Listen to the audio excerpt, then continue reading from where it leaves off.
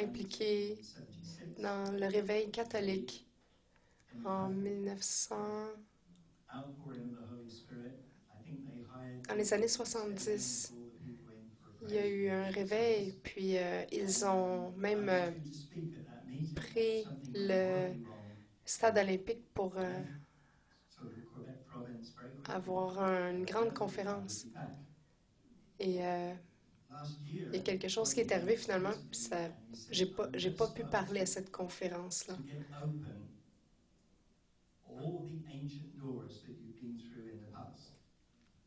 Récemment, Dieu m'a révélé que les des portes anciennes allaient s'ouvrir et que on doit être préparé lorsque les portes anciennes s'ouvrent parce qu'il y a énormément, la récolte est grande. Alors, lorsque je suis revenue de Suisse, j'ai reçu une lettre d'un d'un homme qui m'avait conduit un peu partout lorsque j'étais ici à Montréal. Puis il m'a dit, j'ai rêvé, j'ai eu un rêve que tu revenais au Québec. Écoutez, je suis revenue la première fois dans le ministère de la guérison en 1969. J'ai été impliquée là-dedans, mais j'étais un petit peu rebelle. J'avais une bonne vie avant, j'avais une belle vie, sécure, je ne manquais de rien. Je pouvais donner suffisamment pour mettre quelqu'un dans le champ de mission. Et j'ai senti l'appel de Dieu qui disait, laisse tout ça et suis-moi. Et je vous dirais que c'est venu à moi comme un cauchemar parce que je n'avais jamais cherché cela. Peut-être dans 5 ans, je vais pouvoir le faire, mais euh, pas tout de suite parce que je ne peux pas être appelée à être un preacher parce que je ne pouvais pas dire 2 mots sans bégayer. Mais mon témoignage, j'ai eu un appel assez dramatique. J'ai entendu la parole de Dieu de façon audible dans le coin de ma chambre.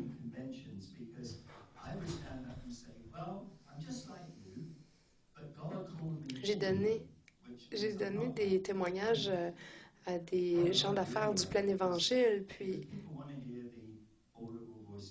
je vous dirais que je leur disais, mon témoignage ressemble beaucoup au vôtre, sauf que j'ai entendu la voix de Dieu de façon audible. Je vous amène quelques années plus tard, alors que je parlais sur le stage à Toronto lors du réveil. Puis John Arnott m'a invité à donner mon témoignage, juste partager simplement comment c'est arrivé. Alors, lorsque j'ai partagé que Dieu m'avait appelé euh, de façon audible, et étant donné qu'il y avait un réveil très important, les gens étaient très, très ouverts à l'Esprit Saint. Et l'Esprit Saint est venu sur moi à ce moment-là, et très, très fort, et il m'a dit, il m'a interrompu dans mon message, puis il m'a dit, est-ce que tu sais pourquoi je t'ai appelé de façon audible? La voici.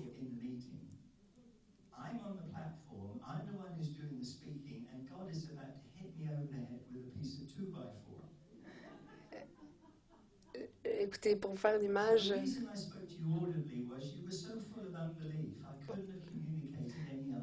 Dieu m'a dit, tu étais tellement plein, tu étais tellement incrédule que la seule manière... Alors, ça m'a frappé comme un 2 par 4.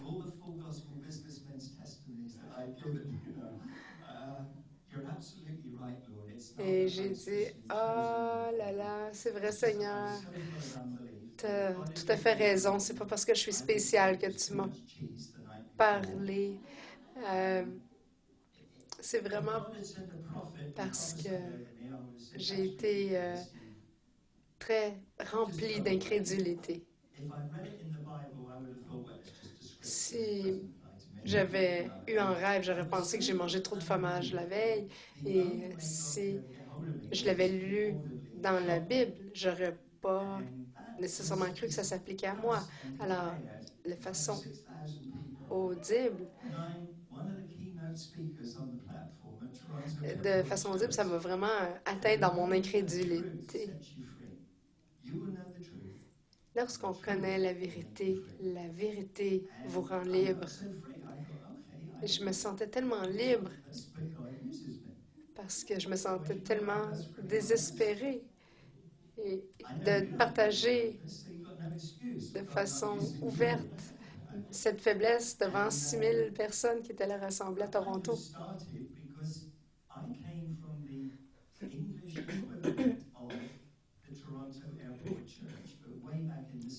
En 1960, je pourrais dire que j'ai comme background d'avoir été, j'ai comme background d'avoir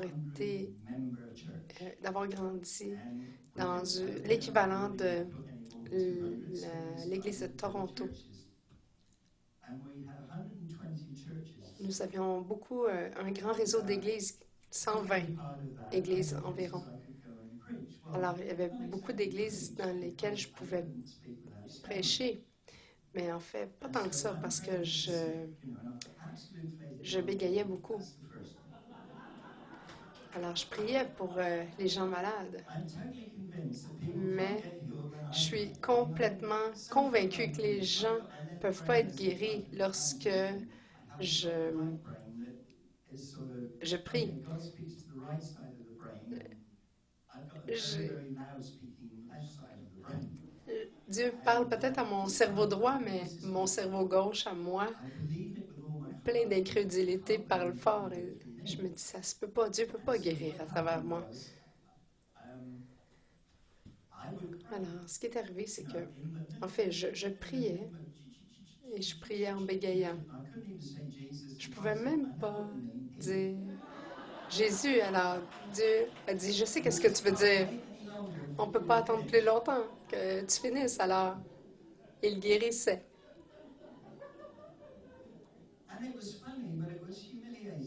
C'était un petit peu drôle, mais c'était humiliant en même temps.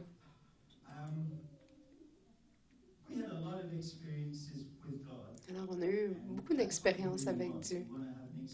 C'est ça que vous voulez avoir. Une expérience avec Dieu. Ça, vous savez que Dieu fait les miracles. C'est plus personnel qu'un verset qu'on prend dans la Bible. Alors, si on recule en 1969, je peux vous dire qu'il n'y avait pas beaucoup de messages sur l'amour du cœur du Père. Juste pour vous donner une petite idée, mon père à moi, je pense que j'ai eu 2 conversations significatives avec lui en 50 ans. J'avais un père biologique, mais j'avais pas un père. Il n'était pas présent émotionnellement ni mentalement, surtout pas spirituellement. Alors, je pouvais donc pas croire Dieu qui disait je suis ton père. Et je croyais en Jésus qui était le Seigneur. OK, oui, Jésus, j'ai une relation avec toi, mais le Père, lui, c'était comme un gros trou noir. Alors, je ne pouvais pas mettre en relation avec Dieu en tant que Père, parce que la seule image que j'avais de Père, c'était que j'avais une image de lui. Je, je le priais, mais c'était comme une joke, parce que je me disais, pourquoi m'appeler moi? Alors, je suis retournée en Suisse et j'ai pas réalisé que les démons à Stockholm étaient plus forts qu'en Angleterre parce qu'on dirait que je n'entendais plus la voix de Dieu tout comme je l'entendais en Angleterre. Mais c'était étrange parce que les gens étaient quand même guéris.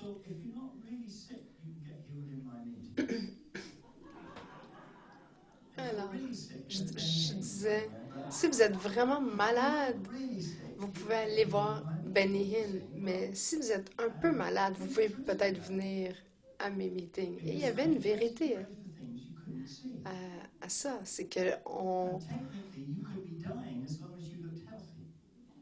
on a la foi.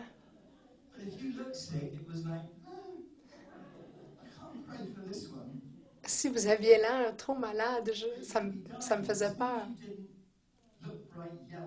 Si vous n'étiez pas trop jaune fluo, je pouvais prier pour vous et les gens seraient guéris. Mais là, j'ai dit, c'est bizarre, Dieu, comment ça fonctionne? J'ai eu du fun avec ça, mais tranquillement, Dieu commençait à guérir de plus en plus de gens. Un jour que je volais de San Diego à San Francisco, j'étais assis à côté d'un prêtre catholique et il était complètement, directement assis à côté de moi, habillé en prêtre. Moi, je suis techniquement un protestant. En fait, j'étais. Je ne voulais pas lui parler parce que je suis un peu dans une zone grise de l'Église. Je prie pour les malades. Il est un prêtre catholique. Il est dans une section séparée de l'Église, définitivement. Mais cet homme bizarre voulait me parler. Et il n'arrêtait pas, en fait. Il dit, OK, comment allez-vous? Très bien. J'essaie de lire un livre et de me détourner de lui. Parce que je ne voulais pas parler. Parce que c'était difficile pour moi de parler. Et admettre que j'ai un ministère de guérison et que je bégaye, c'est bizarre. Et finalement, il a dit, posez, qu'est-ce que tu fais? Mais là, je lui ai dit, je suis dans la même section du royaume, mais dans un background différent du tien. Il a dit, OK, je dois te dire ceci. Je crois que Dieu m'a parlé. J'ai dit, quoi? Et il a dit, je crois que Dieu m'a parlé. Et il m'a dit de te dire d'aller à Montréal. J'ai dit, quoi? Dieu parle pas aux catholiques.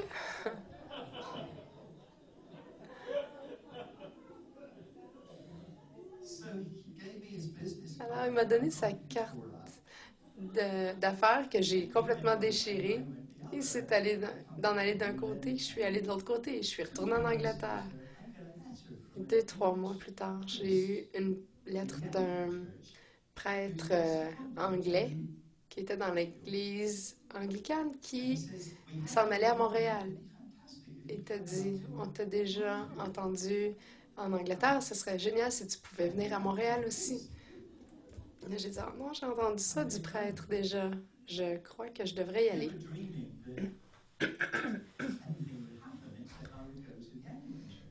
Alors, moi, je m'imaginais rien de plus que j'allais aller prêcher à l'église anglicane. Mais finalement, je peux vous dire que je suis allée, puis il n'y a pas grand-chose qui s'est passé. Mais un jeudi, j'ai eu un appel d'un moine. Et là, j'ai dit, pourquoi est-ce qu'il m'appelle? Et il a dit, je suis complètement désespérée. J'ai un rassemblement anglophone à Granby et j'ai appelé tous les prêtres catholiques et il n'y a personne qui peut venir. Alors, je sais que je gratte le fond du baril, mais je t'appelle. En fait, c'est pas ça qu'il a dit, mais je me suis sentie comme ça. Il dit, il n'y a personne qui peut venir. Est-ce que tu peux venir, toi? Et j'ai dit, quoi? Un monastère? Jamais de la vie? Peut-être que je sortirai jamais de là vivant. Il a dit, amène ta femme. J'ai dit, un monastère? Il dit, oh oui, inquiète-toi pas, c'est sécuritaire. Alors, j'ai amené ma femme à Granby. On a vraiment frappé sur la super grande porte. Ça a pris un long moment avant que quelqu'un vienne débarrer la porte, ouvrir la grande porte lourde et on a rentré. Il y a ce grand homme en robe blanche qui nous en sert, nous deux. Il nous fait une accolade et il a dit allez, entrez. Et j'ai pas réalisé qu'il avait autant peur de moi que moi j'avais peur de lui. Il a envoyé son frère pour espionner ce que j'enseignais. Moi, j'ai enseigné sur l'enseignement de l'enseignement sur la guérison de l'Ancien Testament, de l'Exode, et on voit dans le psaume 105 que c'est pas tout le monde qui a été guéri, mais lorsqu'ils ont mangé de l'agneau, tout le monde a été guéri. Ça, c'est l'ancienne alliance. Mais comment de plus est-ce qu'il connaît qui est l'agneau? C'est Jésus. Alors, parce qu'ils ont mangé de l'agneau que Dieu a pourvu, ils ont tous été guéris. Alors, j'avais une image de Sarah et de tous les patriarches qui étaient là à la fête de la Pâque, qui mangeaient de l'agneau. Et soudainement, les yeux aveugles se sont ouverts et que les disques déplacés se replaçaient. L'asthme, les poumons maganés étaient guéris. Lorsqu'ils ont quitté l'Égypte, il n'y avait personne qui était faible ou malade. Et ça s'est passé super bien pendant 3 jours, jusqu'à Exode 15. 3 jours plus tard, ils sont tous morts de soif. Si vous savez ça, on ne peut pas aller pendant 40 jours. On peut aller pendant 40 jours sans nourriture, mais pas sans eau. Alors tout le monde grognait, était marabout. Il n'y avait pas beaucoup de foi. Il y avait comme un...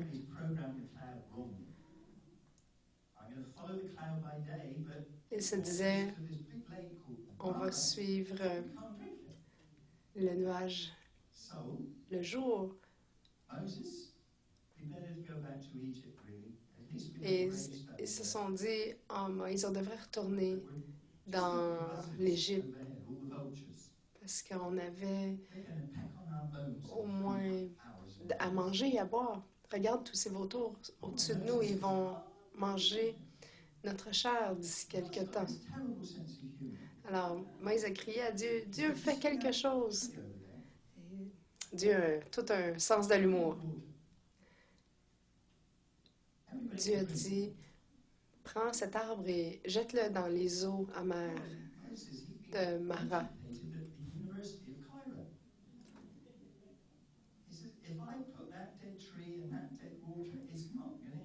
Mais là, Moïse se disait, en mettant un arbre mort dans des eaux stagnantes, ça ne va pas rien faire de changer.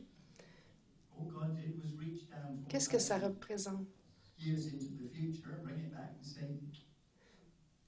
L'arbre, c'est comme une croix. Alors, lorsque tu plantes l'arbre qui est la croix dans ton problème, ça guérit ton problème. Moïse a pu faire boire le peuple de cette eau. Et je peux m'imaginer le peuple regarder Moïse dire « Après toi, Moïse, on va regarder si tu meurs.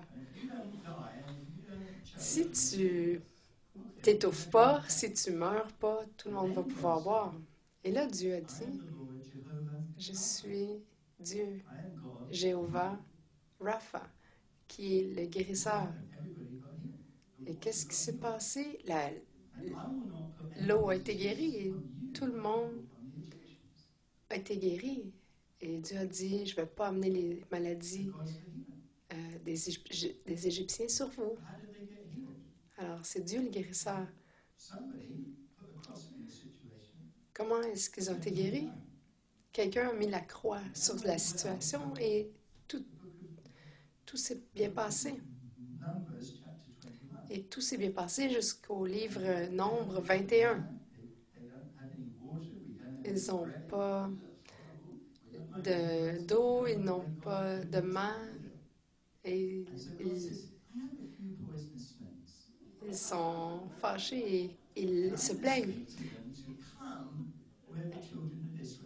Et Dieu se dit, ah, j'ai quelques serpents venimeux, alors je vais les appeler pour qu'ils aillent voir le peuple. Est-ce que vous pouvez vous imaginer vouloir une tasse de café le soir et vous ouvrez le pot de café et il y a un serpent qui sort? Ou imaginez, autour du poteau de la tente, il y a un serpent ou pire encore, il se cache dans votre sac de couchage.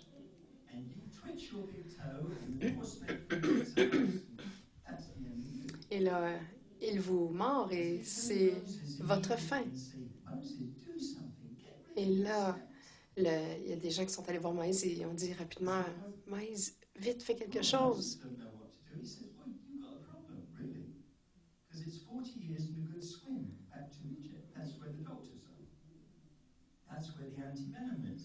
Moïse a dit, il vous reste seulement 20 minutes à vivre, on ne pourra jamais se rendre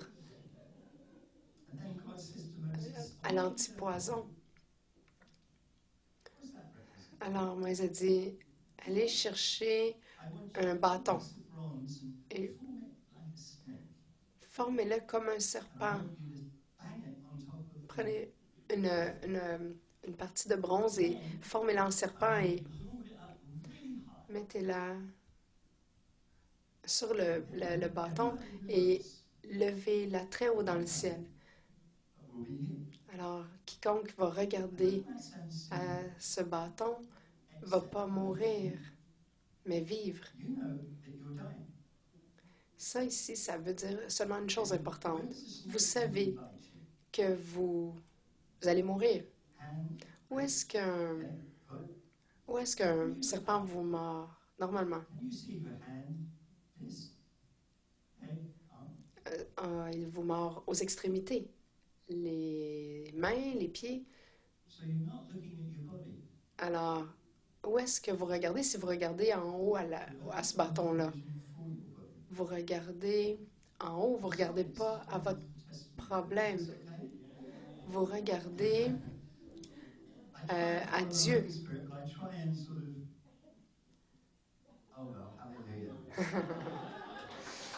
Je m'excuse si ça sort un peu de mon témoignage, mais alléluia.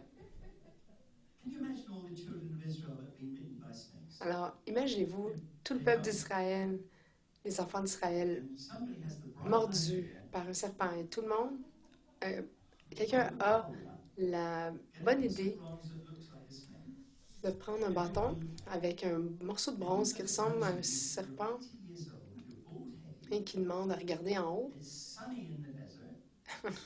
Les gens regardent Moïse et disent, écoute, t'as 80 ans et peut-être que le soleil t'a tapé un peu trop fort sur la tête.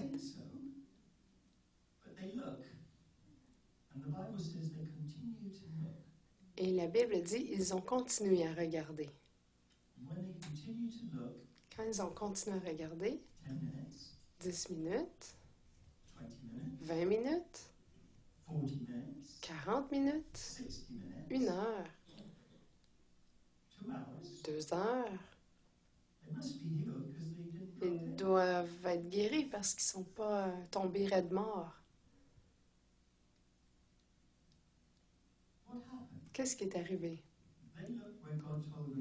Ils ont regardé là où Dieu leur a demandé de regarder et Dieu a fait ce qu'il a dit qu'il ferait. Je suis le Seigneur. Soyez guéris. Vous avez regardé à moi. La raison pour laquelle les gens sont pas guéris, c'est qu'ils regardent en haut, puis ensuite ils regardent à leur corps et ils disent comment est-ce que je vais? Ah, ça semble pas guéri.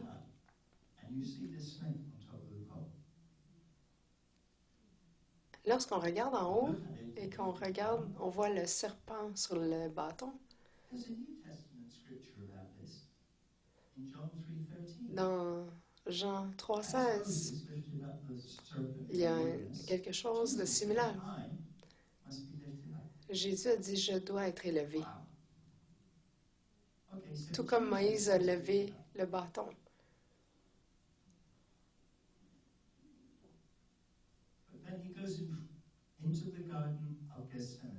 Mais ensuite, il a été dans le jardin de Gethsemane. Vous vous rappelez, il a tous ses disciples avec lui. À l'intérieur d'une heure, tous les disciples dormaient.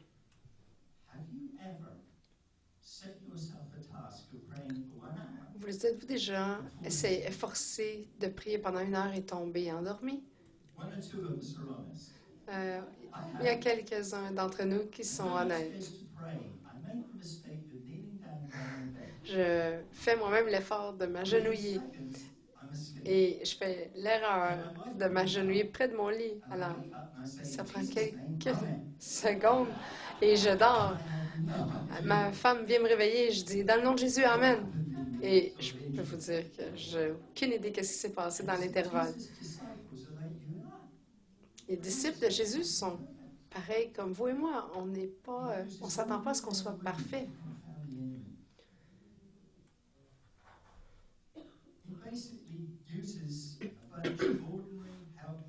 Dieu utilise des gens ordinaires, faibles, insécures, nerveux. Il n'a pas tendance à utiliser les gens qui sont fiers et autonomes et orgueilleux.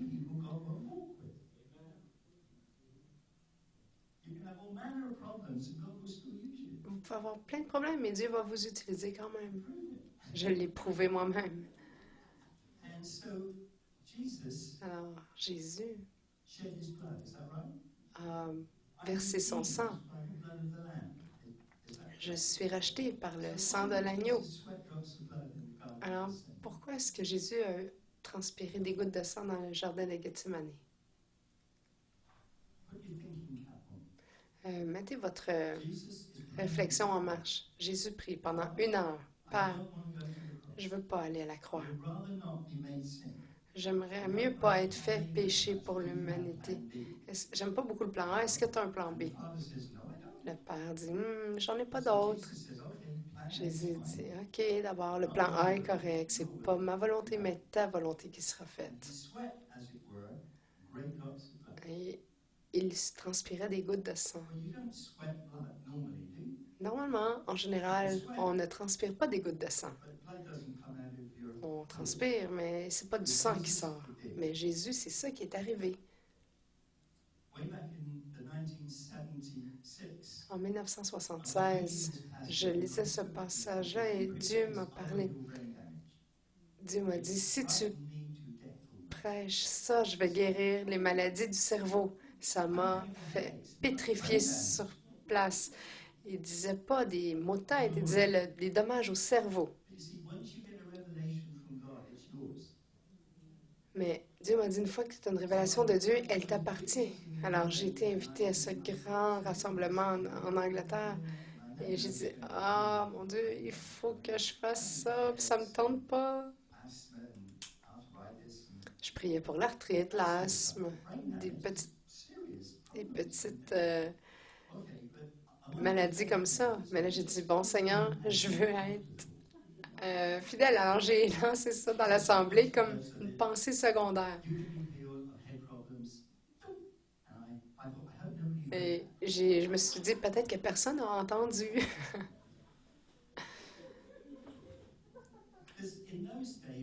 Parce que Dans ces temps-là, on ne connaissait pas ce qu'on connaît aujourd'hui, qu'on a un Père qui nous aime et qu'il n'a pas besoin de nous, mais il aime ça nous donner un peu d'excitation d'excitement dans notre vie en nous donnant des missions. Mais on ne savait pas tout ça en 1976. C'était tout par la foi. Et à propos de la foi, moi, je peux vous dire que je savais que j'en avais pas beaucoup. Et que je peux vous dire que j'avais comme la foi que ça ne marcherait pas, puis que Dieu me surprendrait.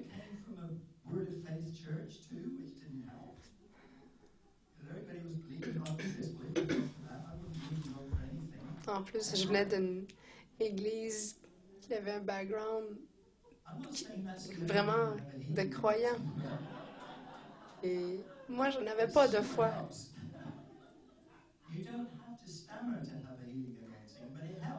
Vous n'avez pas besoin de bégayer pour avoir une onction de guérison, mais ça aide. Moïse, Moïse bégayait.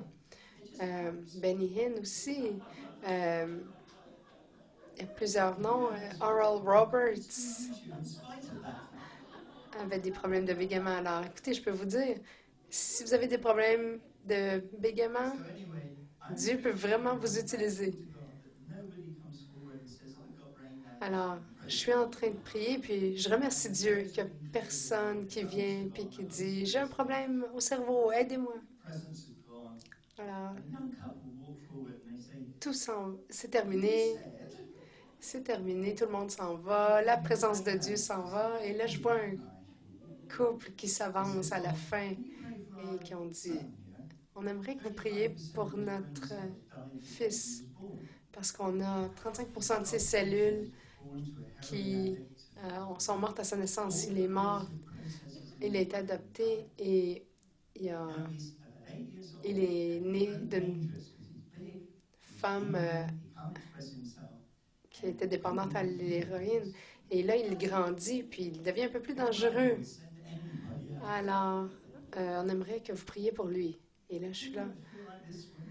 Oh, Seigneur, viens à mon aide, envoie quelqu'un, je veux plus être ici. Et je vous dirais que je me sentais pris pour prier pour eux.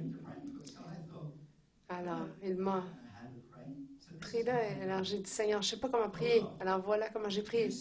Oh Seigneur, tu as dit, si je le prêchais et que je le priais, tu guérirais. Alors, voici, je prie dans le nom de Dieu. Amen. Dans le nom de Jésus, Amen. J'ai dit, wow, j'ai pas la foi pour ça. C'est peut-être correct avant, mais pas maintenant avec moi ici. Mais le problème, c'est que Dieu est le même hier, aujourd'hui et pour toujours. On peut regarder dans le passé et dire, wow, c'était mieux dans ce temps-là, mais non, parce que c'est mieux maintenant. Il y a plus d'entre nous qui le font.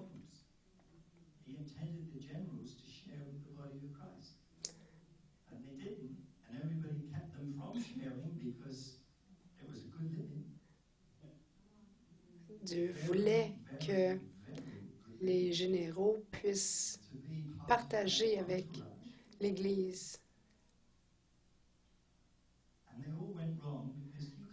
Mais ils n'ont pas partagé. Et on ne peut pas garder cette pression-là en nous. Mais si vous la partagez, il y a un tsunami qui peut balayer le monde. Et le tsunami, ça vient toujours du fond. Alors, il y a actuellement un tsunami de guérison qui balaie le monde, de chrétiens ordinaires qui guérissent les malades. Alors, j'ai prié pour le garçon. Seigneur, tu m'as demandé de prier, alors voici c'est fait. Et je suis contente d'avoir un ministère de guérison qui est sur la route parce que j'étais partie. Alors, le lendemain, Ce jeune chantait dans la chorale.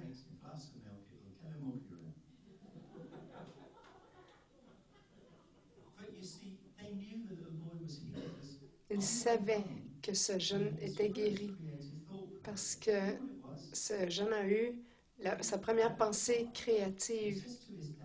Il a regardé à l'extérieur de l'auto et il a dit, quand ils font les plaques de licence de voiture, comment est-ce qu'ils font? Est-ce qu'ils collent les numéros ou ils les peinturent? Et il n'avait jamais eu ce type de pensée créative-là. Alors, ils étaient vraiment bénis. Il y a deux manières de partager cette histoire. Les gens du plein évangile vont dire, j'étais dans une église, Dieu m'a parlé et Dieu a guéri à travers moi. Mais Dieu est l'esprit de vérité. Et je vous dis, on ne peut pas cacher rien à l'esprit de Dieu. Parce que lorsque j'étais à Toronto et que j'ai partagé mon histoire et que Dieu m'a jeté par terre littéralement, ça arrivait souvent à Toronto dans ces temps-là, mais l'esprit de vérité a vraiment été guéri et ça m'a complètement renversé. Je suis encore quelqu'un qui bégaye. Je suis encore une des personnes les plus malades que je connais. Et je vous dirais que Dieu vous aime, mais moi, il m'aime pas parce que je suis pas guérie.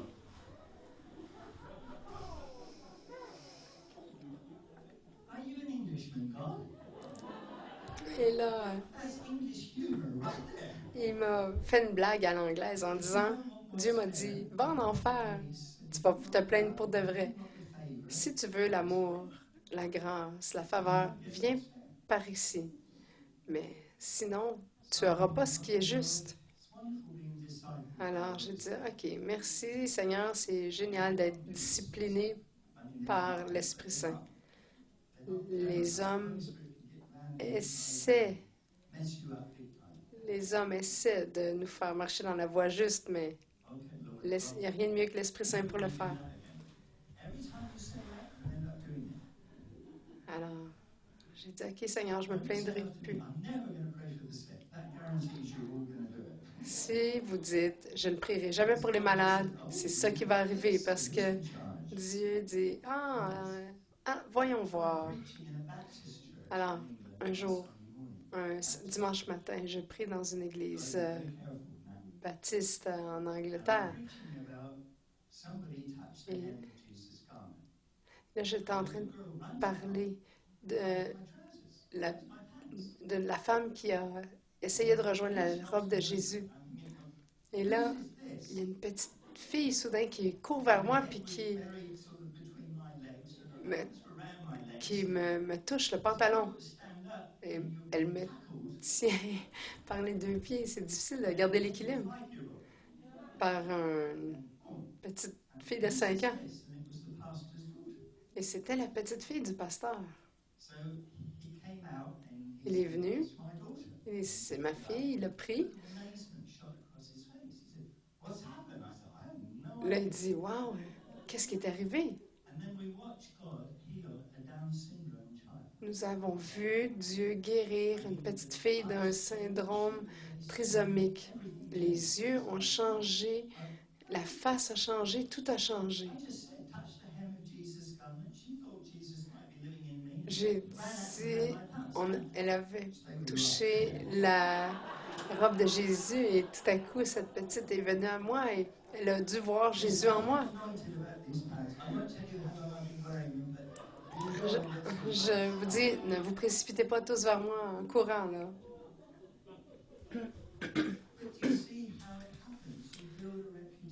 Vous voyez, c'est comme ça que ça arrive. les syndromes trisomiques étaient guéris. Alors tout le monde qui avait des enfants trisomiques voulait venir voir. Ils ne voulaient pas venir voir Jésus, mais ils voulaient être guéris. Et la jeune a été guérie vraiment au point de devenir une joueuse de tennis semi-professionnelle. Et c'était merveilleux. Qu'est-ce que ça avait à voir avec moi? Absolument rien.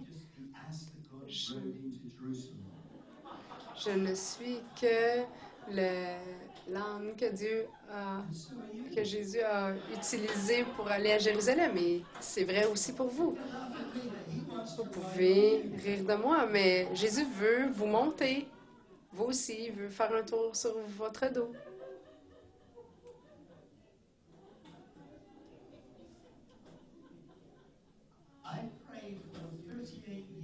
J'ai prié pour 38 ans pour les gens autistes et j'ai jamais vu un seul être guéri.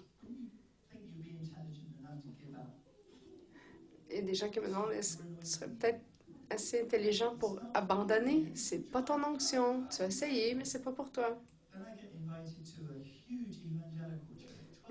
Et un jour, je suis allée à une église évangélique de 12 000 personnes.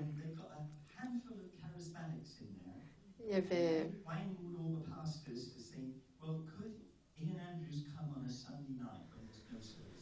il y a un petit groupe qui a dit, est-ce que Ian Andrews pourrait venir après les services un dimanche soir? L'auditorium peut contenir seulement 8 000 personnes. Et dans tous les 5 réunions, ils ont oublié de mentionner, de m'annoncer. Ils ont oublié de m'annoncer. Alors, j'arrive là le dimanche soir. Catherine Coleman a dit toujours, réservez toujours un bâtiment qui est trop petit. Ça crée une atmosphère. Mais lorsqu'on a 7000 sièges vides devant soi, c'est un petit peu difficile. Les gens s'assoient à l'arrière. Ils se cachent. Et ils ne savent pas que c'est la rangée la plus dangereuse à l'église. Parce qu'ils savent pas que Dieu est directement derrière vous. C'est la rangée la plus dangereuse. Il y avait ce petit garçon autiste. Il criait, il mordait les gens et j'essayais de prêcher. J'ai dit, est-ce que tu es contre moi? Aujourd'hui, Seigneur, tu es pas avec moi, tu es pas pour moi.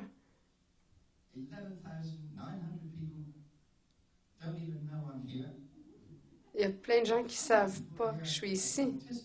J'ai un enfant autiste qui court partout et je peux pas prêcher comme ça. Et c'est comme ça que je parlais au Seigneur et il comprend que je suis en anglais et que je suis un cas problème, que je suis fâchée. Seigneur, pourquoi est-ce que tu m'as emmené ici? J'ai dit au Seigneur, s'il te plaît, prends pas ça mal. Mais ce que j'ai dit à Dieu, c'est si j'étais Benny Hinn, ça serait très tranquille ici.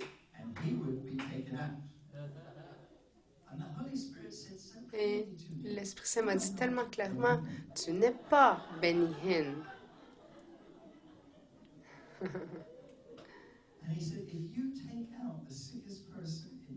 Si tu prends la personne la plus malade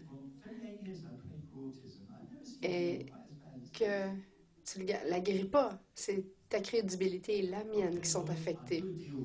Et là, j'ai dit, OK, Seigneur, je veux faire un deal avec toi. Fais-le dormir maintenant, dans le nom de Jésus. Et le petit enfant s'est mis à dormir instantanément. J'ai dit, hey, il y a un Dieu au ciel, après tout.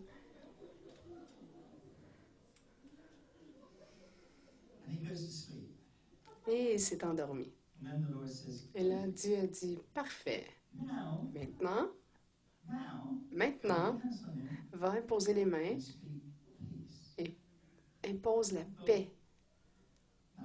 J'ai dit, maintenant, si je mets les mains sur lui et qu'il se réveille, je vais être mordu. Je suis prêt à laisser ma vie pour toi, mais pas mon bras.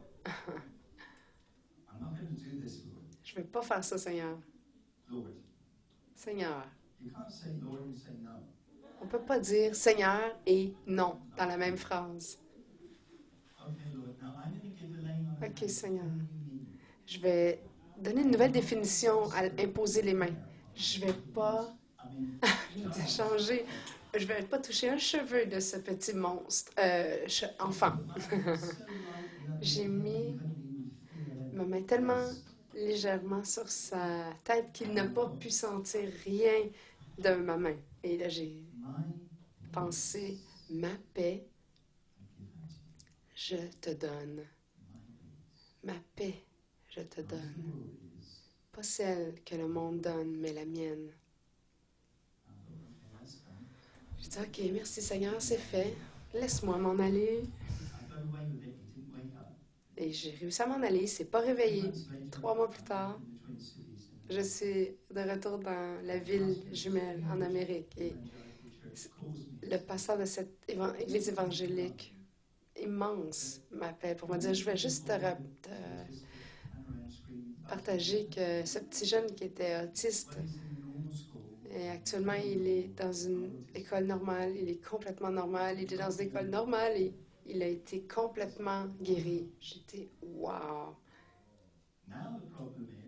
Maintenant, le problème, c'est que j'ai le don de guérison pour les autistes. Ah, les chrétiens, on est vraiment... Non, non. C'est pour ça qu'on nous appelle des singes. Je suis à 400 000 de ces villes-là. Puis il y a quelqu'un qui m'a demandé, est-ce que tu peux prier pour mon fils autiste? Mais là, j'ai dit, un problème, c'est qu'il ne dort pas, il est réveillé. Avez-vous déjà essayé d'imposer les mains à un enfant autiste? Sa tête va dans tous les sens pour éviter votre contact. Alors, j'ai dit, ah, tant pis, je n'essaierai pas. J'ai dit, ma paix, je te donne. Ma paix, je te donne. Et ils ont dit, c'est tout? Mais j'ai dit, c'est tout ce que je sais faire. Je ne sais pas si ça va fonctionner, mais ça a fonctionné la première fois. Alors, si c'est pas brisé, essayez pas de le réparer. Alors, ils sont partis à la maison et ce petit enfant n'avait jamais parlé de sa vie. Il ressort du camion et il pointe le réfrigérateur en disant « S'il vous plaît, de la crème glacée, maman. » Et il a fait une phrase dans l'ordre. « Crème glacée, s'il vous plaît, maman. » C'était tellement ridicule. J'ai seulement parlé, imposé la paix et les autistes ont été guéris.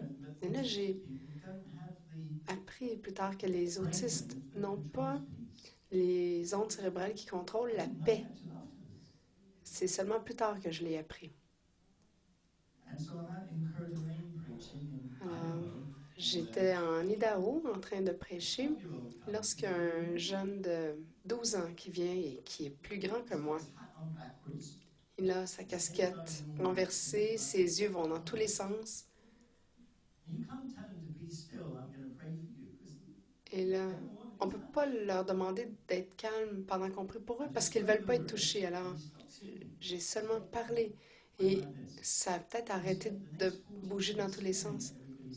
Et il a passé les 14 minutes suivantes à regarder chaque visage dans l'église parce qu'ils n'avaient jamais vu les visages et il a été guéri. Et pendant 38 ans, il ne s'est rien passé pour les autistes et tout à coup, c'était vraiment complètement ouvert. Je crois qu'aujourd'hui, Dieu veut vous voir surfer sur une vague qui parcourt le monde actuellement. J'ai été invitée au Japon. C'était une expérience étrange parce qu'ils ont... J'ai entendu qu'il n'y a personne ayant un ministère comme moi qui est déjà allé à l'église. Alors, ils m'ont demandé si je pouvais enseigner la première soirée, puis ensuite qu'ils pourraient pratiquer pendant les 3 jours suivants. Et je leur ai dit, je vais faire ça vraiment simple. Combien sont pentecôtistes ici? Il y a quelques mains qui se sont levées.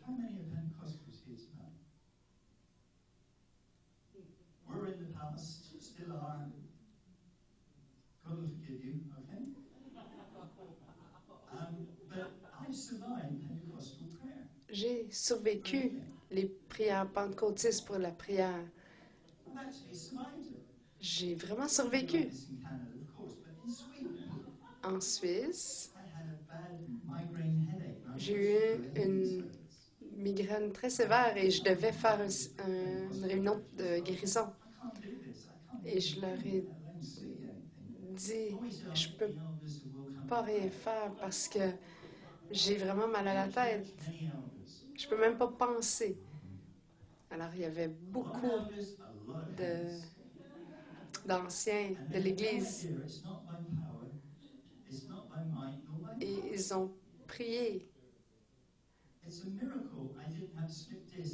C'est un miracle que je n'ai pas eu de d'hernie discale suite à cette prière. Ils m'ont pesé partout dans le nom de Jésus. Sois guéri. Je leur ai dit, s'il vous plaît, qu'ils arrêtent parce que si je ne m'écroule pas, je vais vraiment avoir une hernie discale.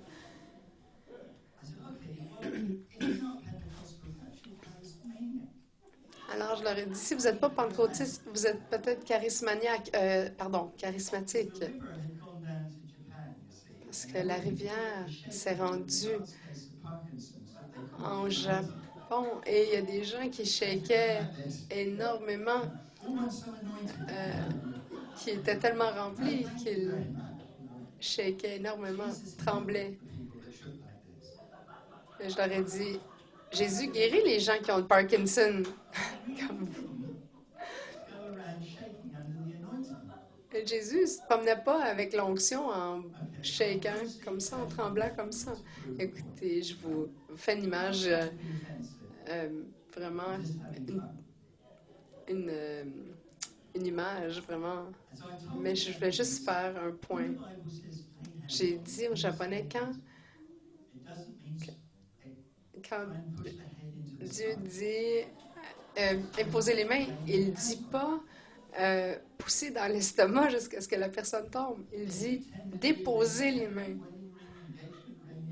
Si vous avez tendance à shaker, à trembler comme ça, enlevez vos bagues parce que ça fait des bleus sur les têtes des gens.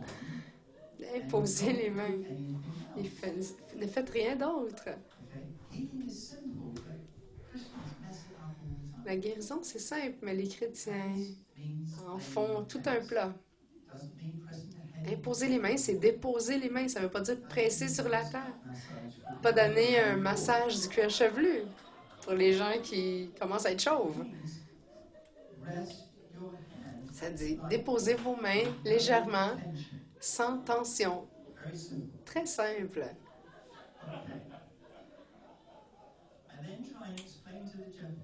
Alors, j'ai ensuite essayé d'expliquer aux Japonais que l'autorité était en eux, que la puissance reste dans l'Esprit Saint. Mais vous avez l'autorité de dire aux maladies de sécher, partir. Mais c'est pas ça qui guérit. C'est Dieu qui vous utilise pour vous faire sentir bien. C'est sa puissance qui guérit. Lorsque vous mettez la main, vous déposez votre main que vous avez eue pour toujours, depuis toujours. Déposez-la, relax, de façon relaxe.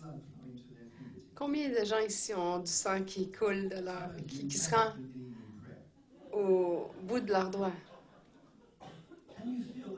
Est-ce que vous pouvez sentir le sang qui va au bout de vos doigts? Non. Alors, pourquoi pas imaginer l'Esprit Saint qui coule le long de votre bras et coule au travers votre bras. On a tellement un Dieu bon qui a dit, je vais faire en sorte que leurs mains deviennent chaudes parce que là, ça va les aider à croire. Alors, là, à ce moment-là, on dit, ah, mes mains sont chaudes, alors c'est vraiment la puissance de Dieu qui coule à travers moi. Mais les chrétiens sont les animaux les plus nonos.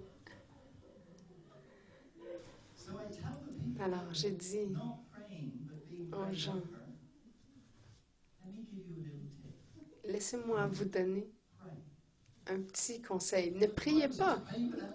Mais la Bible dit, priez sans cesse. Mais là, je vous dis, maintenant, ne priez pas. Pourquoi pas? Parce que quand vous priez, Dieu a un signal occupé lorsqu'il essaie de communiquer avec vous. Et c'est vrai. C'est vrai. Alors, j'ai dit, ah, je ne vais pas prier, je vais louer le Seigneur. Même chose. C'est appelé le cadeau, le don de guérison. Alors, soyez juste là et relaxez. Soyez en mode réception. Vous voulez dire que je dois rien faire pour être guéri? Exactement. C'est appelé un cadeau, un don, pour une raison.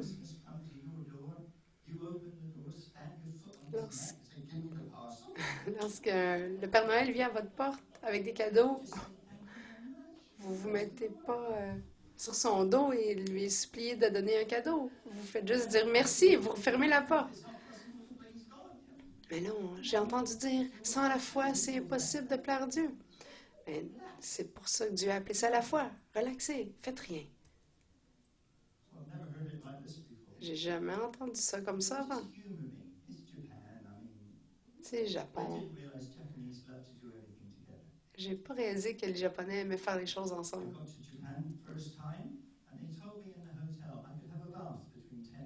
Lorsque je suis allée au Japon pour la première fois dans l'hôtel, ils ont dit, vous pouvez prendre un bain entre 10 heures et minuit. Et les Japonais vont tous dans cette piscine chauffée. Et ils font tout ensemble. Ils se lavent, ils se font la barbe. Mais là, je me disais, je veux pas aller là. Parce que c'est sûr que si je vais là, tout le monde va arrêter ce qu'ils font. Ils vont me regarder parce que j'ai pas l'air de japonais. Mais ils aiment faire toutes les choses ensemble. Alors, je les ai pris un par un et je leur ai dit, vous allez vous lever et prier pour leurs voisins. Mais les Japonais aiment ça. Ils aiment les règles. Ils aiment se faire dire quoi faire. Et on doit faire ça de façon très claire. Un de vous va se lever, l'autre va s'asseoir. Celui qui est debout va dire à celui qui est assis, ne prie pas. Je vais juste relaxer, fermer mes yeux. Maintenant, vous avez l'autorité de commander à la maladie de partir dans le nom de Jésus. Alors, vous avez juste mettre votre main sur votre voisin et croire que l'Esprit Saint coule à travers vous comme une rivière.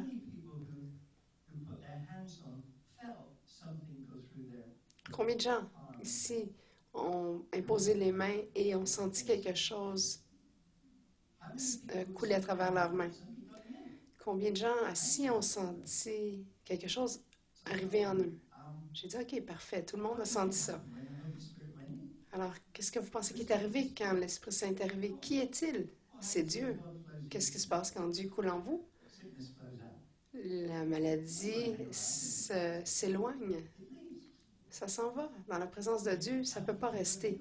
Alors, combien de gens sont guéris? Alors, il y a 60% d'églises qui ont levé leurs mains. Alors, j'ai dit, venez partager votre témoignage. Je ne sais pas qu'est-ce que le pasteur pense parce qu'il est assis derrière moi. Et moi, j'ai du plaisir. Et je me suis dit, peut-être que je ne serai jamais réinvitée. Alors, autant avoir du plaisir.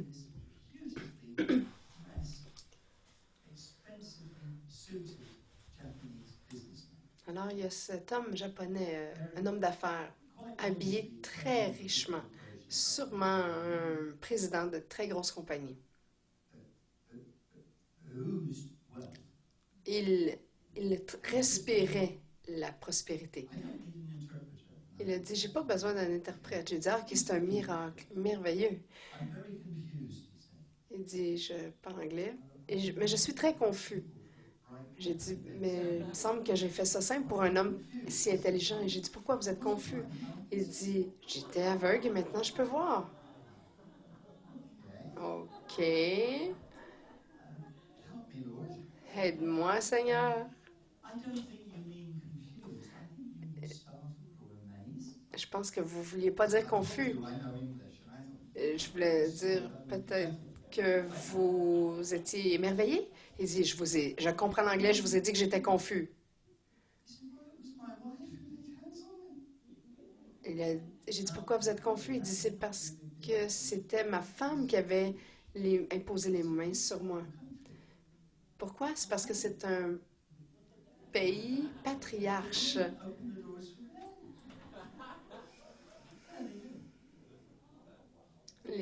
C'est un pays où les femmes ouvrent une porte pour un homme. Si un homme passe, les femmes se courbent devant lui. Mais là, vous avez cet homme d'affaires grand qui a eu ses mains imposées, les mains imposées par sa femme. Et il ne sait pas où placer ça dans son cadre de référence parce que ses yeux aveugles se sont ouverts.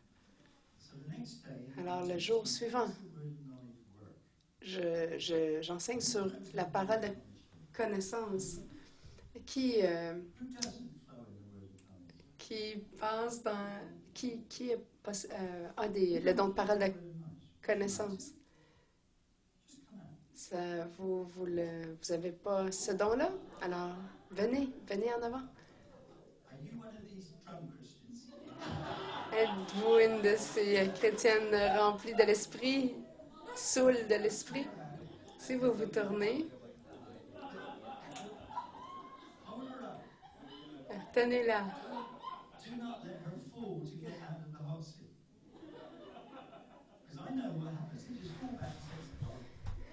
Laissez-la pas tomber.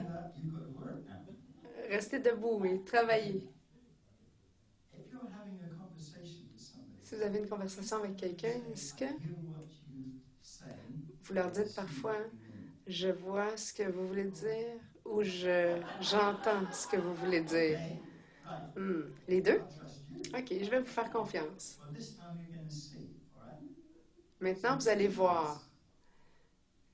Fermez vos yeux. Est-ce que vous pouvez voir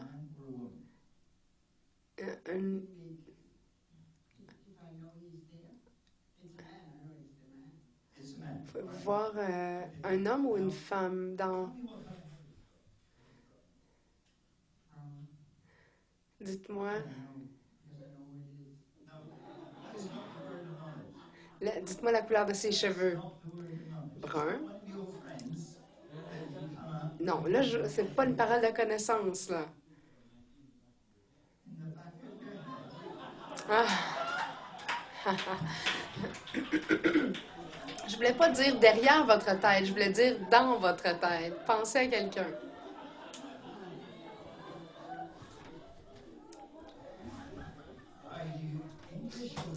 Êtes-vous anglophone ou francophone? Ah, ça explique tout. Je suis désolée.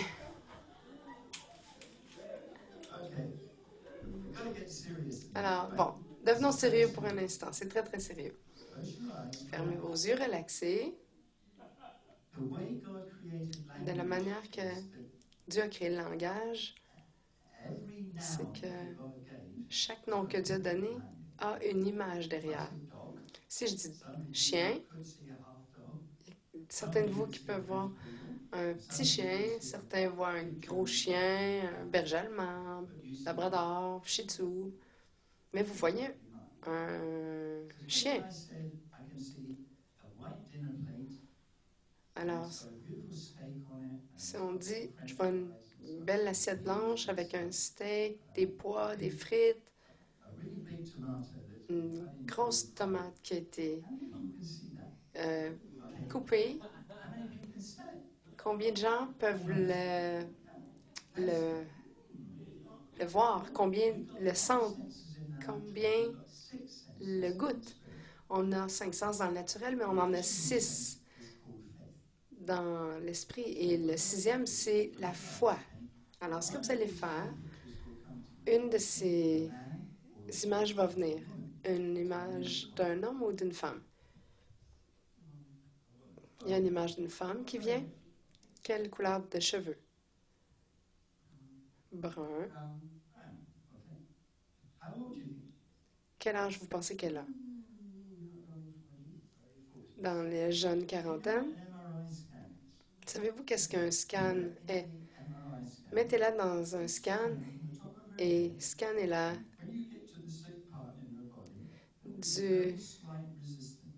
de la tête aux pieds. Et lorsque vous allez ressentir une petite résistance ou un ralentissement, vous allez sentir où est le problème dans son corps. Dites-moi où vous arrêtez.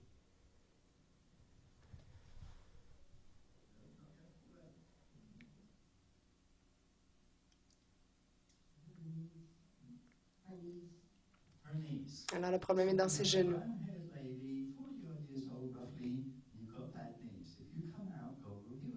Alors, si vous venez, Dieu va vous guérir.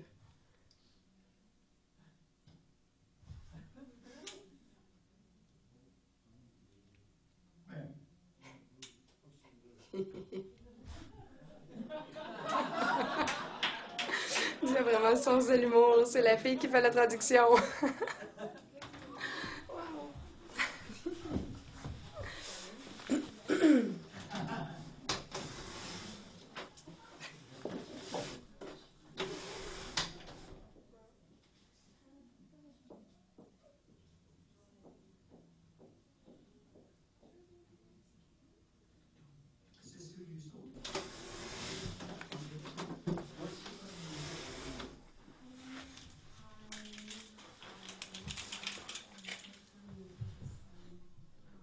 J'ai manqué un bout, mais il fait demander si c'est la femme que Heidi a vue.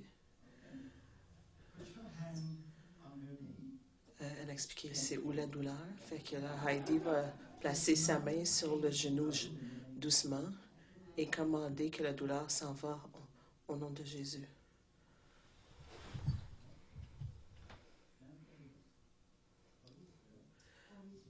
Saint-Esprit, passez à travers moi et guérissez ce genou. Au nom de Jésus. Maintenant. Merci Seigneur.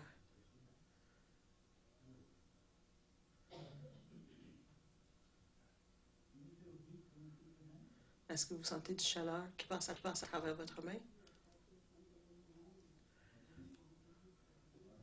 Je n'ai pas de chaleur, mais je ressens quelque chose dans son genou. Pensez-vous que c'est fini maintenant? Il y a toujours quelque chose qui se passe dans son genou. Ne prie pas. Ne prie pas, sinon je te frappe sur la tête avec le micro. Recevez.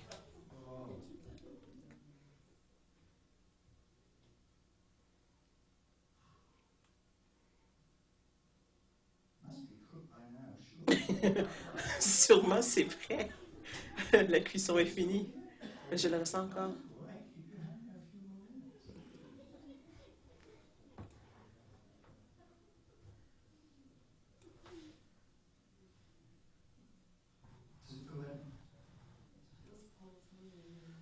Soudainement, ça sent froid. Il chauffait, ça brûlait avant, mais là, c'est super froid. Courez. Comment courir? Est-ce que ça fait mal?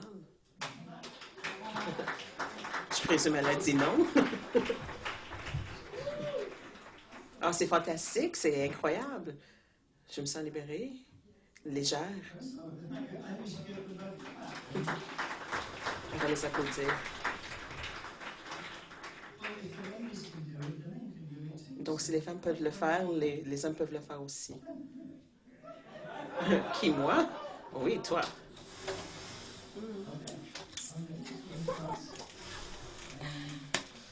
Merci. Ça fait plaisir. C'est incroyable.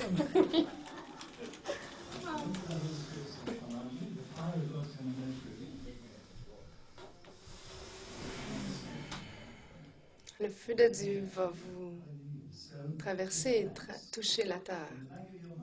Relaxez dans le fond de votre esprit. Est-ce que vous pouvez voir un homme ou une femme? Je vois rien pour l'instant.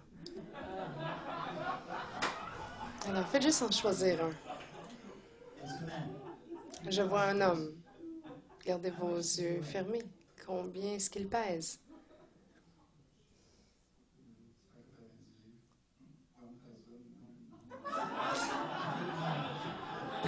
190 livres.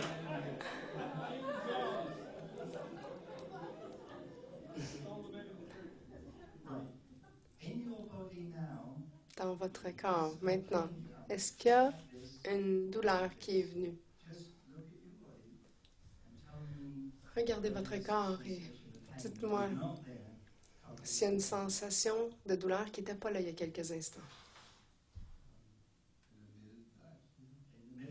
Dans le milieu du dos. Alors, je crois qu'il y a un homme ici de 190 livres environ. Un grand homme avec un problème dans le bas de son dos. Si vous voulez être guéri, venez maintenant.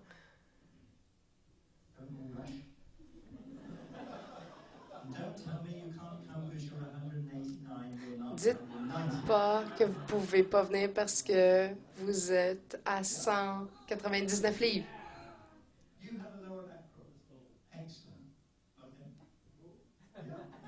Alors, on est deux. C'est pas une parole de connaissance pour une guérison. Dieu a dit, est-ce qu'il y a de la lumière? Il n'a pas dit qu'il y a de la lumière au Québec, mais pas en Ontario. Quel est votre problème? Nerf sciatique. Alors, vous avez de la douleur qui va jusque dans votre jambe. Alors, mettez votre main dans son dos, là où vous pouvez sentir la douleur. Est-ce que c'est là que ça commence? Est-ce que c'est pas merveilleux comment Dieu peut savoir exactement où est la douleur? Dans le nom de Jésus, commandez au problème à partir.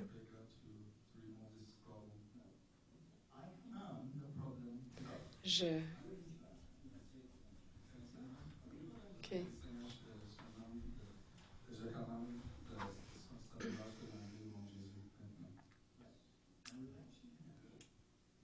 Relaxez votre main et demandez à l'Esprit Saint de couler en vous à travers votre main. Esprit Saint, coule en moi, dans lui, et guéris-le. Est-ce que votre main tremble et ça devient chaud?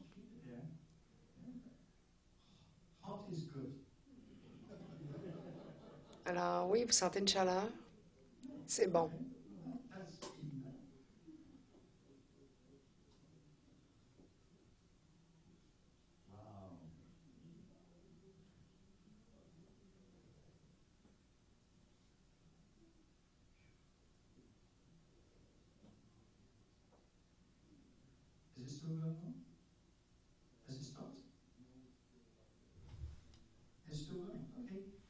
Est-ce que ça se poursuit encore? Parfois, on, tend- on enlève la main trop rapidement. Et lorsqu'on enlève la main trop vite, Dieu n'a pas fini de guérir, il fait seulement une demi-opération. Alors, on doit laisser la main jusqu'à temps que ça soit terminé.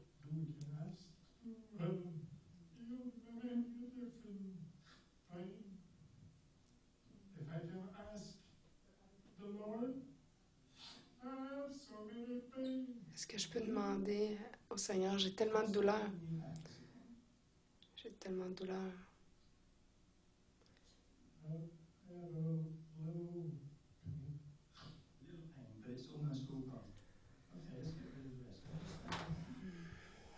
On va s'occuper de toute la douleur dans votre cœur. Je vais mettre ma main très, très doucement sur vous. Père, dans le nom de Jésus, Esprit Saint, coule. Guéris-le de toute sa douleur dans le nom puissant de Jésus. Chaque once de douleur, je lui demande de partir maintenant. Esprit Saint, coule. Seigneur, touche cet homme maintenant.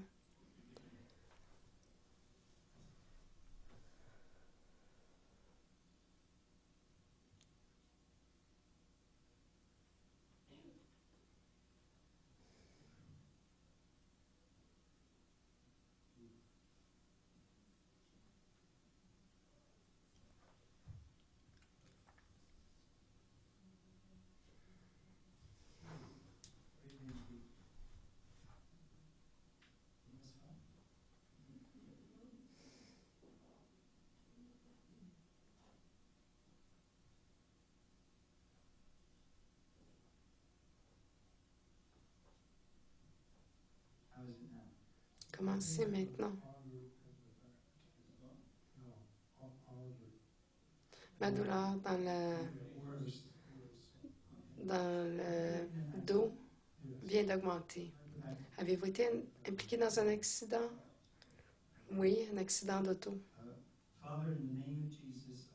Père, dans le nom de Jésus, je commande à l'esprit d'infirmité de partir maintenant dans le nom de Jésus. Esprit Saint, guéris tout dommage maintenant dans le nom de Jésus.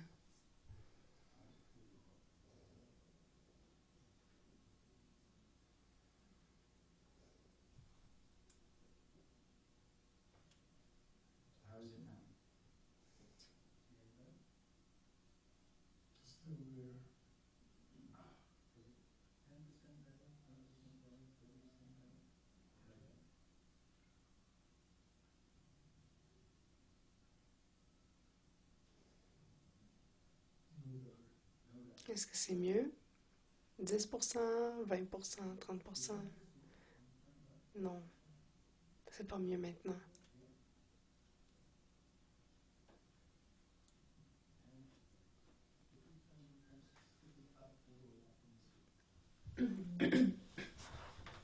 Je suis demandé de s'asseoir bien droit jusqu'au fond de la chaise.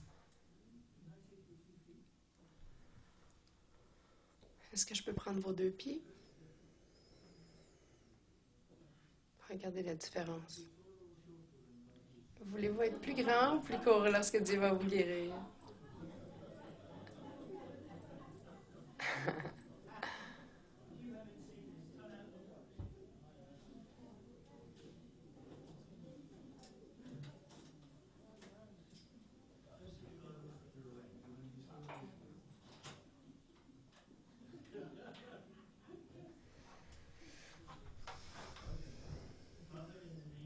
Père, dans le nom de Jésus, que ta puissance passe dans la colonne vertébrale,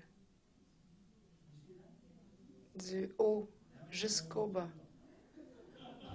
Et là, maintenant, le pied est devenu trop long.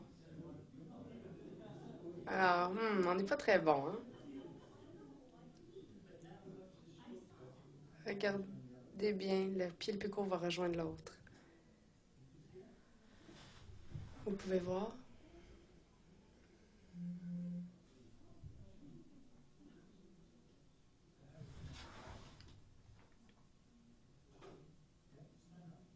Alors, maintenant, commencez. Levez-vous. Est-ce que je peux demander autre chose?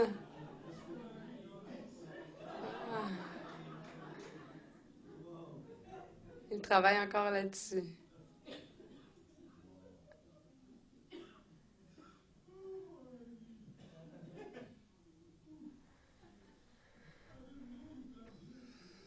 Je savais pas que vous viendriez ce soir. Je suis surpris.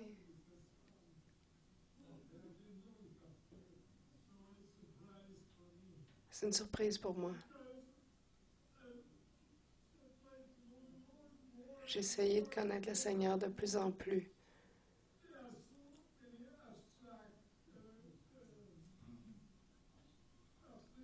J'ai eu beaucoup d'obstacles dans ma vie. Dieu vient d'en enlever un, en tout cas.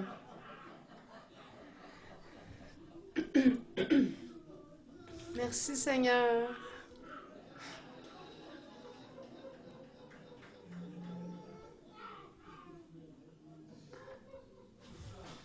Ah.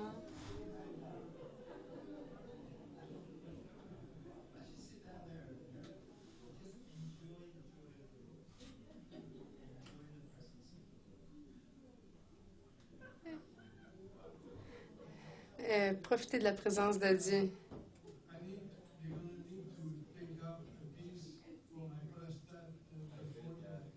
Ils doivent m'enlever une partie de la prostate le 4 décembre.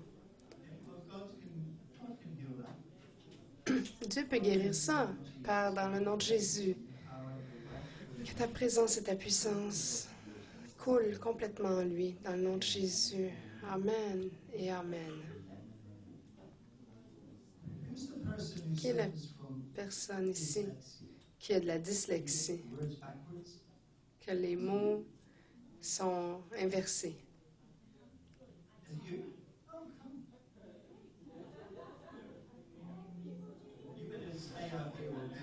Vous devriez rester ici avec moi. Je vais toucher votre tête. Ne priez pas. Je vais toucher votre tête. C'est comme si Dieu avait un drill et qu'il allait resserrer quelque chose dans votre tête. Seigneur, dans le nom de Jésus, je commande à toute cette dyslexie de partir maintenant. Voilà, c'est parti. Comment c'est venu à vous, la dyslexie? C'était des mots dans les nombres, partout. C'est lorsque j'écris les mots. Est-ce que je peux emprunter la Bible de quelqu'un?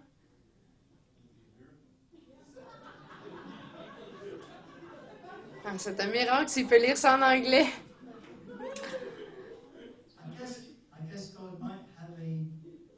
Dieu. Pour avoir une Bible en anglais, en français? Jean? Ah, il peut. Il peut lire en anglais.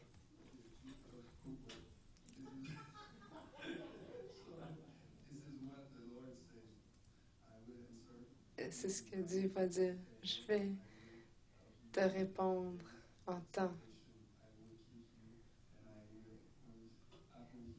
Je vais t'appointer pour être le gouverneur des peuples, restaurer la terre. Il n'y a pas eu un mot inversé. Guéri dans le nom de Jésus. Amen. Est-ce qu'on a quelqu'un d'autre qui est dyslexique?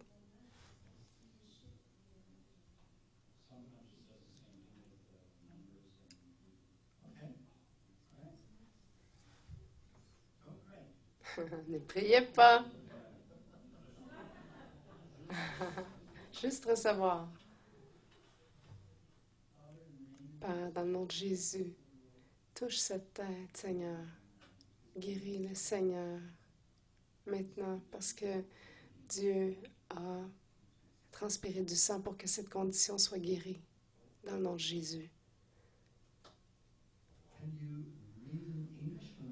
Pouvez-vous lire en anglais ou pas?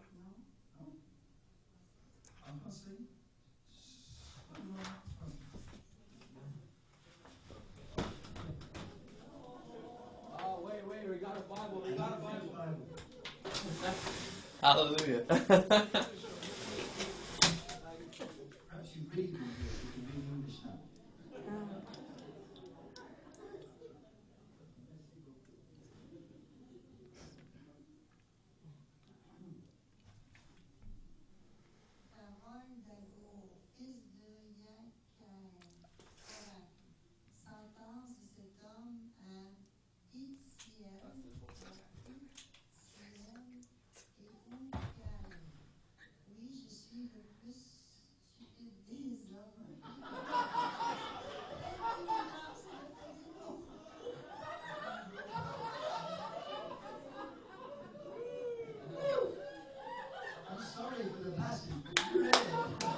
Désolé pour le passage, mais vous l'avez lu.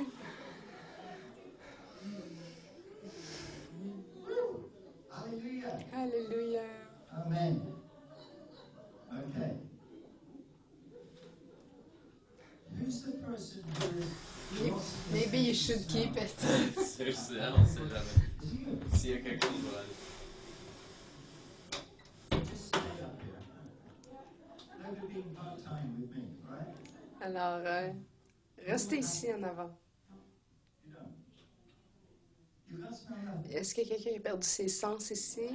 Oui, OK. Vous avez perdu le sens de l'odorat. Alors, mettez-vous derrière elle. Père, dans le nom de Jésus, merci.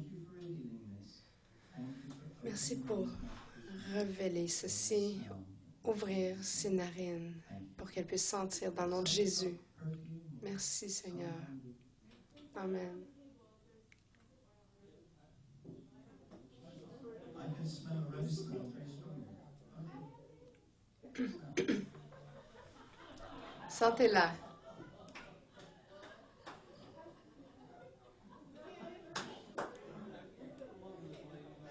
It's okay, she's got it. Oh yeah.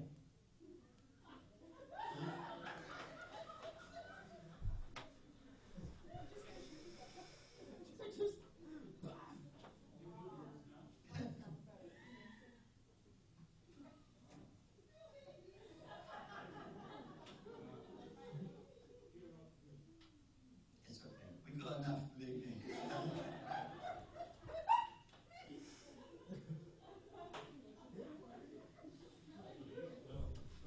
You can smell now?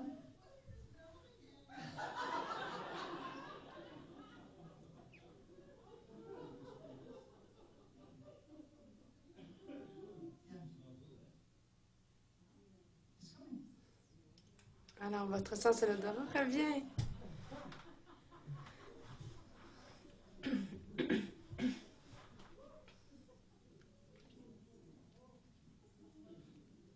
How are we doing for time, Pastor? Alors, comment ça va dans le temps? It doesn't matter, okay? Pasteur, moi, ça me dérange pas du tout en passant.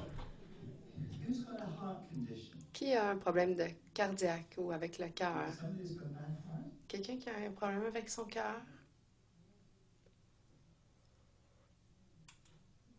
You got a bad heart, sir? Okay, good. Vous? Ah, très bien. Okay. There's a lot of OK, alors, il y a beaucoup de plaisir ici, mais j'essaie de vous enseigner à travers le plaisir. Combien de gens ici se rappellent des très grosses télévisions qu'on pouvait lever et qu'on avait des hernies discales suite à ça? Combien de gens ici savent qu'on ne peut plus réparer ces TV-là? Parce que Dieu ne répare pas, il remplace. Heidi Baker, il y a longtemps, a eu un rêve qui avait un grand entrepôt avec plein de de bulbes oculaires pour les yeux. United States, who was dying, waiting for a heart transplant, literally. Il y avait une femme aux États-Unis qui attendait pour un cœur. Et si elle-même n'avait pas un nouveau cœur, elle allait mourir. Il y avait 2 petites filles de 8 ans au meeting et je leur ai demandé qui est-ce qui aimerait aller au ciel et dans l'entrepôt des cœurs et en ramener un. Il n'y a pas de théologie là-dessus, mais je ne voudrais pas que Jésus aille fouiller dans l'entrepôt. Alors, il y a des anges qui font ça. Pourquoi est-ce que vous pourriez pas lever votre main dans le ciel et dire à Jésus, envoie un ange dans l'entrepôt, aller chercher un nouveau cœur. Et là, elles étaient toutes excitées. Et là, j'ai pas osé leur demander quelle sorte de cœur ils avaient reçu. Alors, elles ont dit, on l'a. J'ai dit, parfait. J'étais très content d'avoir choisi 2 petites filles parce que c'était une grande femme. Et les 2 petites ont mis leurs mains sur sa poitrine. Mais lorsque ces 2 petites ont enlevé leurs mains de la poitrine, il y avait plein de poussière d'or. Alors, le lendemain, elle vient au meeting et elle arrivait avec une grande caméra. Elle dit j'ai eu un nouveau carrière, alors j'aimerais filmer le meeting. Parce que, elle dit avant, je faisais ça comme travail. Et wow, elle a dit j'ai maintenant un nouveau cœur, alors je peux faire le travail que je faisais pas avant. Et elle est allée voir son docteur. Elle a dit, le docteur dit que j'avais un cœur de 31 ans, d'un athlète de 31 ans. Et elle a dit maintenant, j'ai un pacemaker qui est disconnecté. Alors, est-ce qu'on peut prier pour le pacemaker de s'en aller? Et Dieu l'a fait. Et depuis ce temps-là, on a vu environ au moins 50 personnes avoir un nouveau cœur de l'entrepôt du ciel. Alors, est-ce que vous pourriez venir ici? Oui. Et monsieur, je vous rappelle, ne priez pas. Pourriez-vous juste demander à Dieu d'envoyer un ange dans l'entrepôt et aller chercher un nouveau cœur?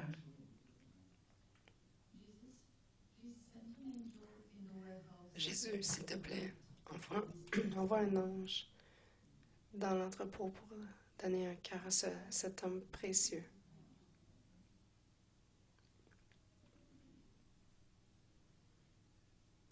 Vous allez probablement sentir un poids ou un souffle, quelque chose arriver sur votre main. Merci.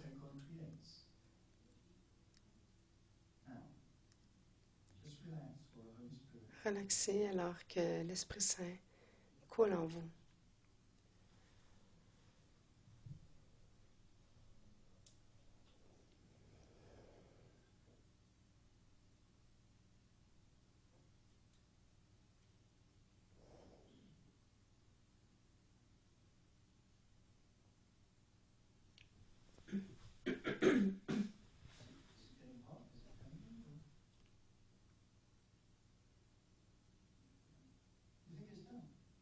Est-ce que ça tremble ou quoi?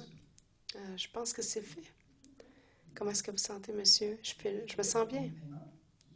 Est-ce que vous vous sentiez bien quand vous êtes arrivé? Oui. C'est super. J'ai senti comme un petit papillotement dans mon cœur, dans ma poitrine. Alors, croyons Dieu pour ça. Amen. Have you learned anything tonight? Is it simple? Avez-vous So, pair up. appris quelque chose ce soir? Est-ce que c'est simple? That means getting groups of Alors, rassemblez-vous en équipe de 2.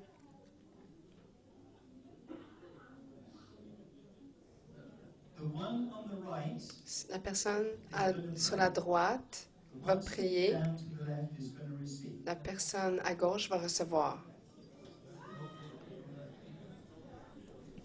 Before you pray, just ask them. You Avant don't que need vous priez, words of knowledge now. Vous Just n'avez ask. pas besoin d'une parole de connaissance. Vous allez leur demander qu'est-ce que je peux prier pour vous? Quel est votre problème? Don't panic when they Ne tell you. paniquez pas lorsqu'ils vont vous le dire.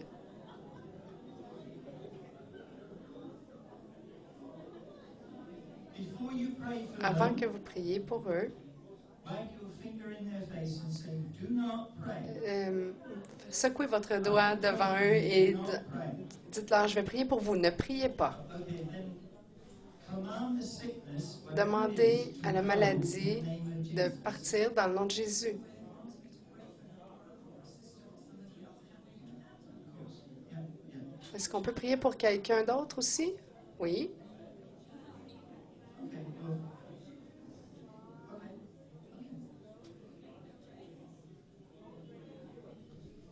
Just pray for them. Command the sickness to go. Priez, demandez à la maladie de s'en aller.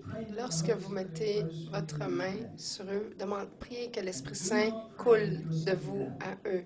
Et ne priez pas si vous êtes assis.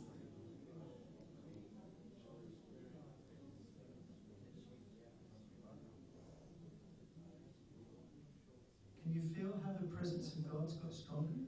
Est-ce que vous pouvez sentir la présence de Dieu qui est devenue plus forte? When you finish praying, you can sit down. Quand vous avez terminé de prier, vous pouvez vous asseoir.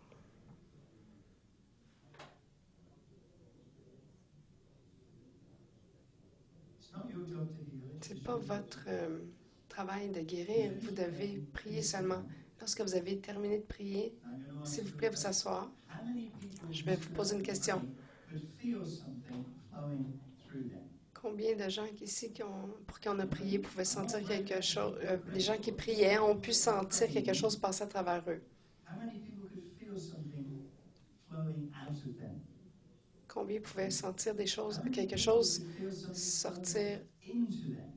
en dehors d'eux? Et combien d'entre vous qui recevez la prière pouviez sentir quelque chose entrer en vous? Now, if you didn't get healed, Si vous n'avez pas été or if you guéri, didn't get healed, stand up. si You vous can stand avez up on the person été who prayed for you. guéri You sat ou down pas, last time, stand up this time. en fait, peu importe, inversez les rôles.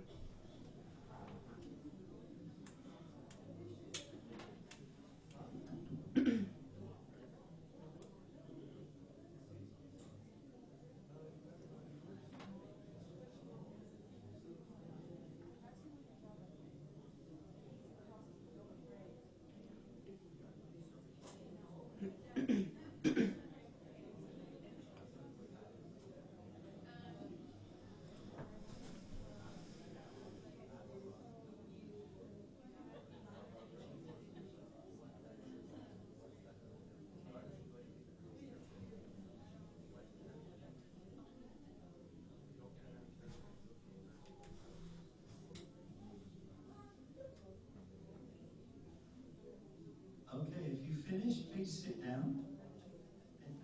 It really Si vous avez terminé, seconds to heal people, so- vous pouvez vous asseoir. Ça prend seulement quelques secondes parfois. À Dieu pour agir. If you'd like to be seated quite quickly, we can continue. Si vous aimeriez être assis, How many on people peut praying continuer. that time could feel something flowing through their hands? Combien de gens peuvent sentir quelque chose à travers leurs mains? How many people that time could flow something into them? Combien d'entre vous Feel sentaient something quelque chose arriver en vous? Okay, all the people, very quickly, all the people that Tous les felt gens, something rapidement, flowing in, qui ont senti quelque chose arriver en eux, Where you are, S'il stand up. s'il vous plaît, juste vous lever là où vous êtes. You felt something flowing in. Vous avez senti quelque chose en vous? C'est certain que c'est The Dieu. Holy Spirit we asked to flow. Parce qu'on a demandé à l'Esprit Saint de couler en vous et il a coulé. Est-ce que vous vous êtes senti bien? Combien de gens ont été guéris? Isn't this simple? Est-ce que c'est pas simple? Okay, thank you. Merci. I was here was about La dernière fois que je suis venue ici, c'était en 1976. Je pense que c'était dans ce coin-là, 75-76, downtown Montréal, près de la baie. Il y avait un couvent, hôpital catholique. Pour quelques raisons, ils ont invité Père Andrews à manger des biscuits au chocolat et du café à 4 heures et aller au service ensuite, au service qu'ils ont mis pour 5 heures. Parce que c'était des biscuits au chocolat anglais et que j'ai pas besoin de guérison pour ça. Je suis allée. J'ai probablement mangé trop de biscuits au chocolat et de café. La personne en charge du couvent m'a demandé si je prierais pour les malades qui étaient trop malades pour venir à la réunion.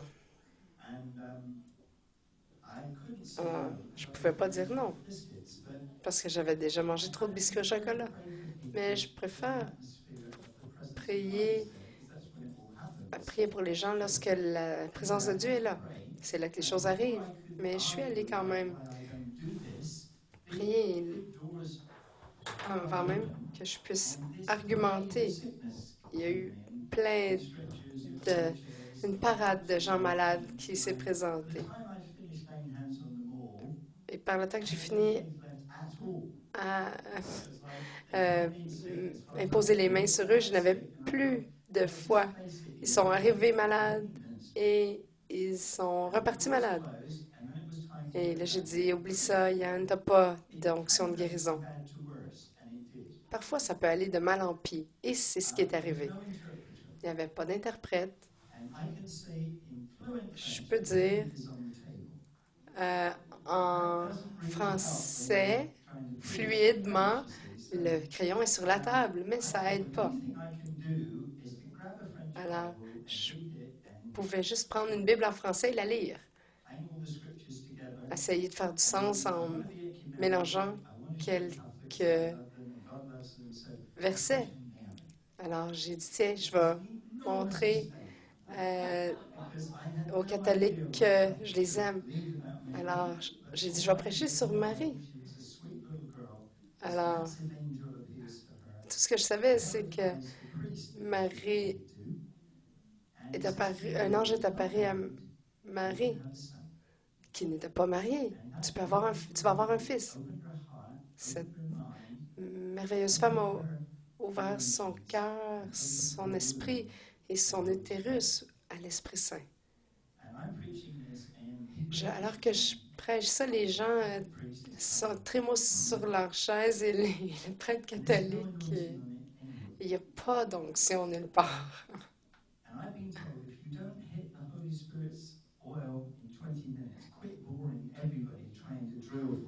J'ai dit, si l'onction de l'Esprit Saint n'arrive pas, je vais arrêter tout. J'ai donné la Bible au prêtre et ça a été le pire meeting de ma vie à date. Alors que je suis assis, j'ai une vision ouverte. La place disparaît complètement et je suis là dans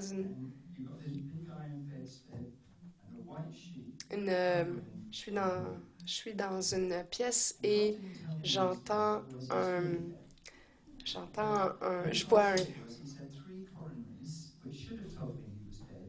vois une grande pièce, c'est comme un hôpital et il n'y a personne.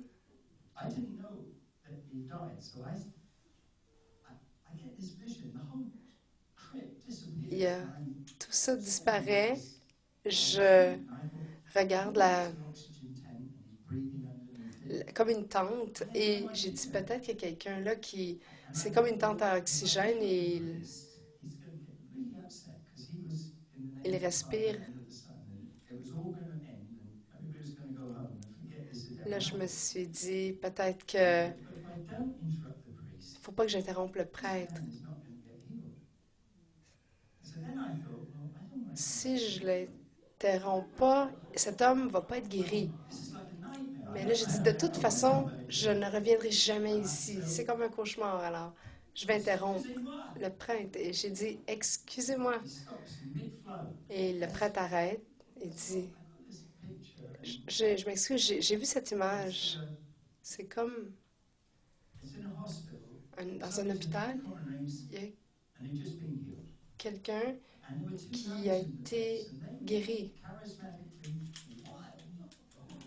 Il y avait deux sœurs qui étaient là et qui dansaient de joie. Et j'ai dit, qu'est-ce qui s'est passé? Ce qui s'est passé, lorsque je suis retournée en Angleterre, j'ai reçu une lettre d'une station de radio ici. La dernière fois que vous êtes venu au Canada, il y a quelqu'un qui a été ressuscité des morts. Et j'ai dit, quoi? Est-ce que c'est vraiment arrivé? Non. Voyons donc, est-ce que vous pensez que si quelqu'un avait été ressuscité des morts, je m'en rappellerais? Ils se sont trompés de personne. Peut-être que c'est le frère André de Hollande et non pas moi. J'ai écrit, j'ai dit, c'est pas moi. Vous faites erreur, mais 3 mois plus tard, il y a un poste de télévision à Toronto et il a dit, est-ce que vous voudriez venir pour une interview? Quelqu'un a été ressuscité. J'ai dit, quoi? Je comprends pas cette histoire-là, je connais rien de ça. Cette femme du couvent m'a dit à 4 heures, est-ce que vous pouvez venir pour des biscuits au chocolat, comme vous l'avez fait? Et j'ai dit oui.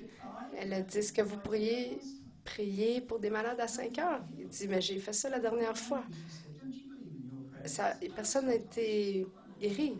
Elle a dit, frère André, est-ce que vous connaissez, vous croyez en vos prières? Mais dit, parfois, elle a dit, il y a quelqu'un qui est sorti de la morgue de l'hôpital, exactement à cette heure-là où j'ai prié. Laissez la prière dans le royaume de l'Esprit. Ils ont tous été guéris. Je ne pouvais pas le croire. Elle a dit, c'est ce qui est arrivé. L'homme que vous avez vu était mort. Il était transporté à la morgue sous un drap blanc, comme vous avez vu. Et il s'est assis sur la civière d'un coup sec, alors qu'il roulait vers la morgue. J'ai failli mourir de choc. Il parlait en langue. Ça offenserait votre doctrine. Lorsqu'il est mort, il n'avait jamais rencontré Jésus. Mais lorsqu'il est revenu, il parlait en langue. C'est un petit peu étrange, mais faites juste vous rappeler que Dieu est Dieu et que nous ne sommes pas Dieu. Il ne savait pas quoi faire avec ça, parce qu'il ne parlait pas en français, ni en anglais, ni en québécois. Il parlait en n'importe quoi. Il ne savait pas quoi faire avec lui. Il l'a envoyé là à la maison. Il a appelé sa femme. Il voulait lui dire,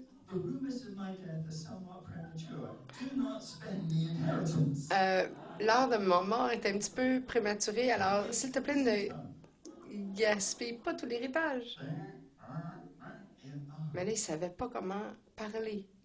Well, at least my wife's home, but I can't get through. Il dit, bon, moi, I jump in a cab and go home. ma femme est à la maison, alors je vais me dépêcher, je vais aller à la maison. Neighbours there.